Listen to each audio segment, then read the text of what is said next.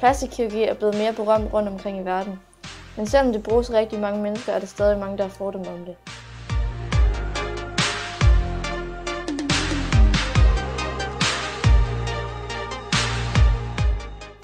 Ifølge statistikken overvejer hver 10. mand, du ser i klippet, at få lavet noget om ved sig selv.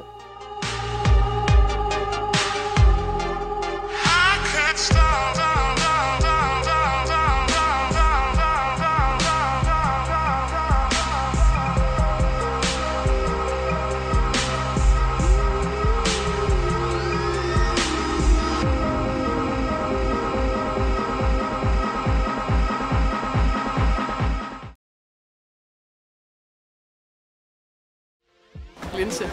Ja, jeg tænker faktisk også en kæsler. Nye bryster. Næse.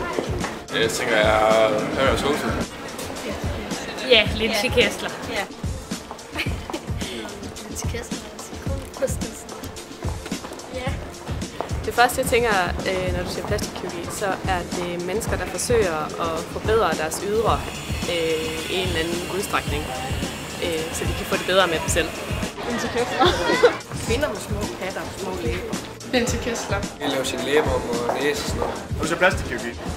Dårlig idé. Linse Kessler. Ja, Linse Kessler. Ja. Det danske håndvindbord. Bryster.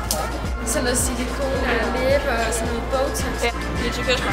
Jeg tænker Linse Kessler. Sådan noget, når jeg får større bryster og sådan noget. Så tænker jeg på store silikonbryster og Linse Kessler eller Pamela Anderson, tror jeg. Men det kan også bare være, hvis man har fået fjernet ar. Ja, det er jo også plastikkirurgi. Okay, hvis du har det dårligt med til. Store patter. Ja. Sådan noget linse får i ansigtet. Ja. Store babs.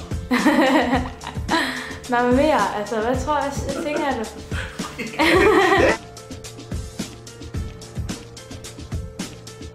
Folk, der ikke er tilfredse med sig selv. Kvinder, der er deprimeret og har det skidt med sig selv. Det er sådan nogle, der måske gerne vil have større bryster.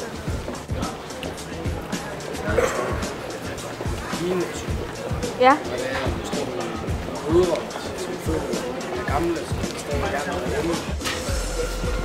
Eventuelt folk, der er usikre på sig selv.